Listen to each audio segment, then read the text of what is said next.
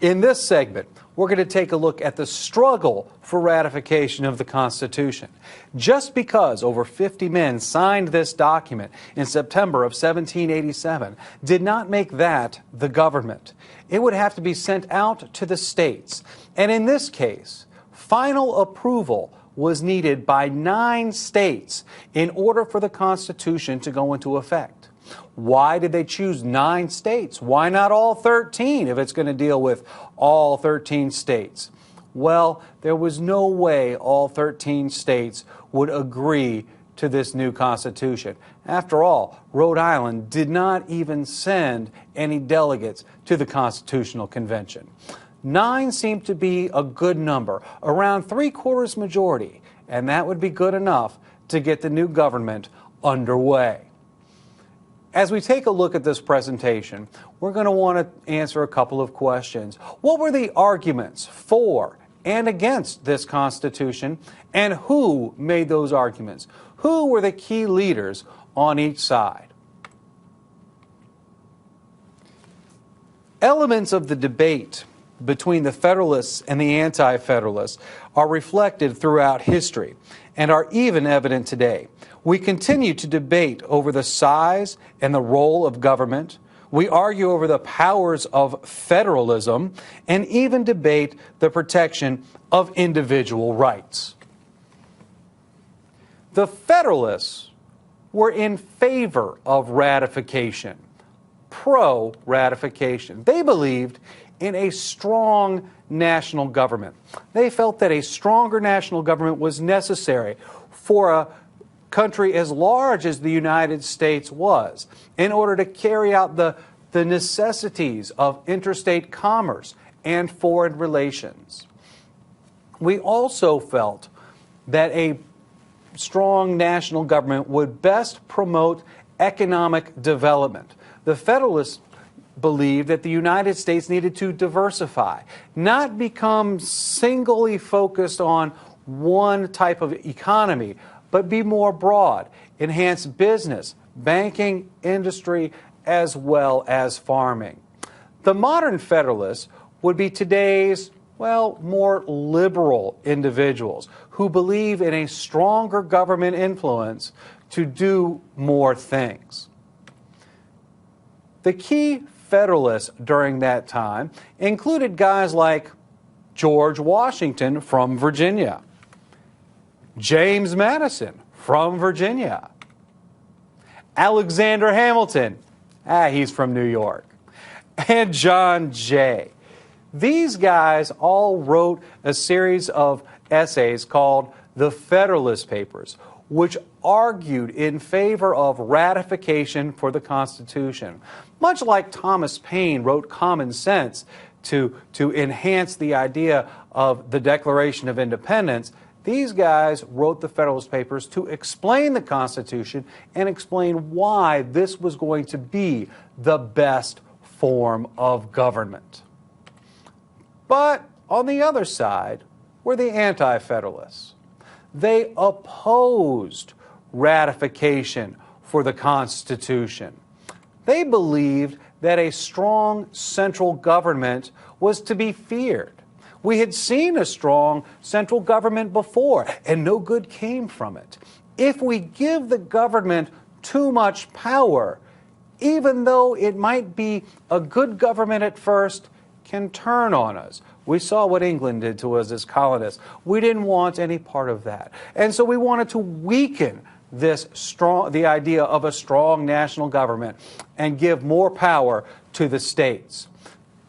The Anti-Federalists believed that a strong government would be destructive to individual rights, that it would be easier to trample the rights of individuals, of the citizens. They demanded a Bill of Rights be added to the Constitution. Remember, the Bill of Rights were 10 amendments that were added after the Constitution. These guys believed that there was no way we should ever have a government without a list of guaranteed individual rights and liberties that would be protected, to even though this government promised that it would do the right thing. It didn't mean that they would. These guys did not trust the government. They felt there was no way we should have any government without a list of protections. Today's anti-federalists would be more likely more conservative individuals who believe in less government involvement, less government policies, and of course less taxes. The key anti-federalists at the time included guys like Richard Henry Lee of Virginia.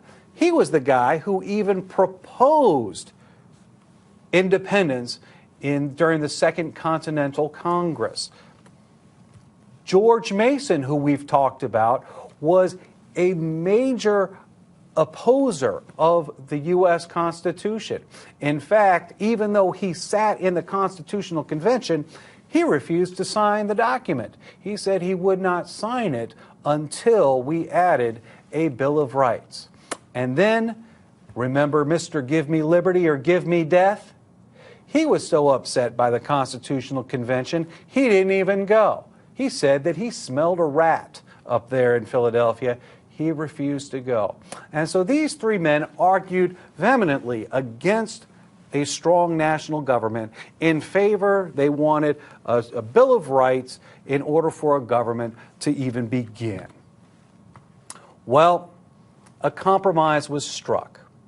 The Federalists agreed in states like Virginia to make adding a Bill of Rights the first order of business as long as we can get the new government underway.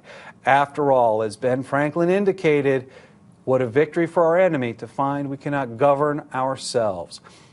The time was now. We were in a state of emergency. It needed to be enacted. So, the 9th and 10th states ratified the Constitution in 1788.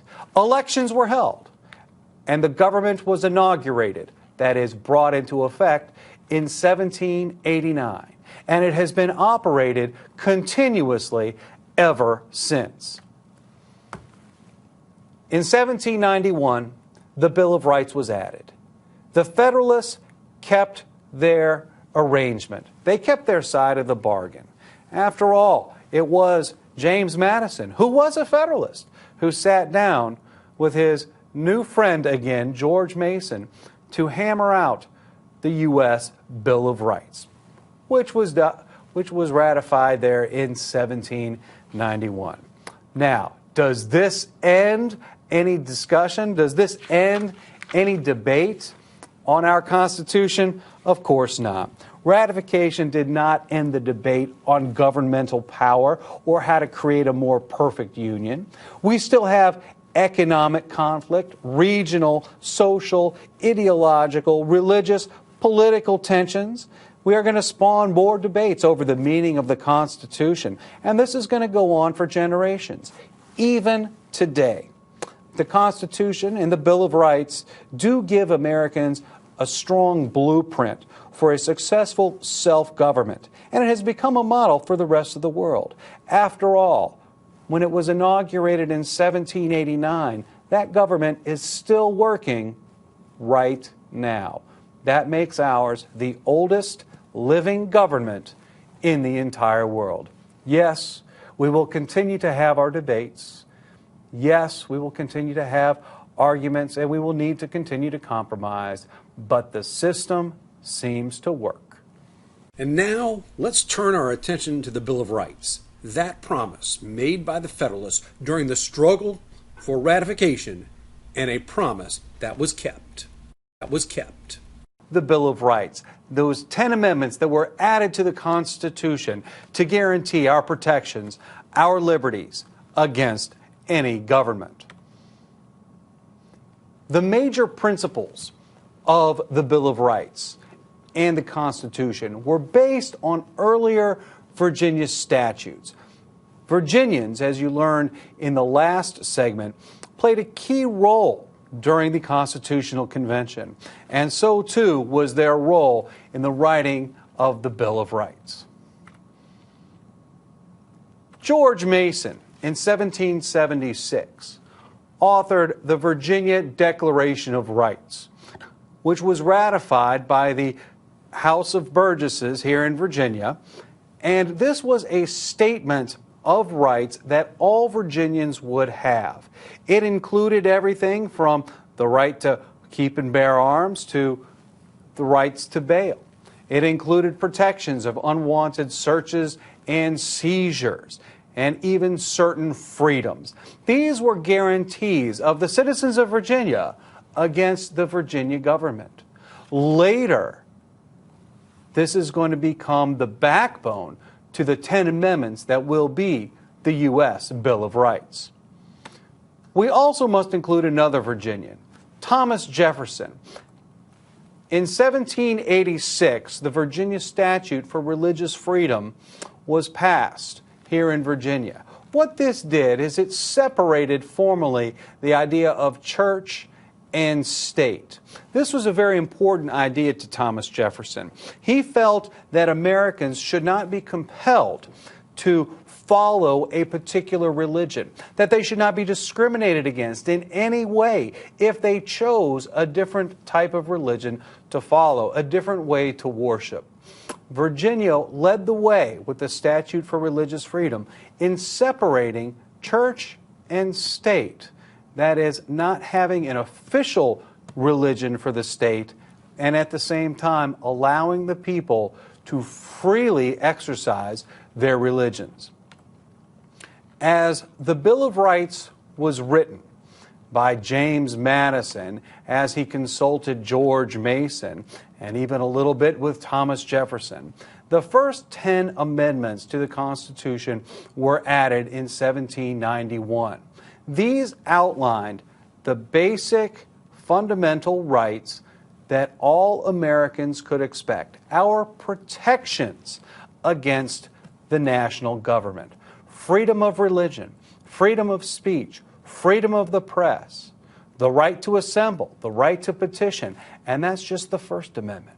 To keep and bear arms, protection from having soldiers quartered in our homes, protections against warrantless searches and seizures, due process of law, rights to a fair trial, rights to a jury trial, rights to have bail, rights to be protected from cruel and unusual punishments, all included in the U.S. Bill of Rights.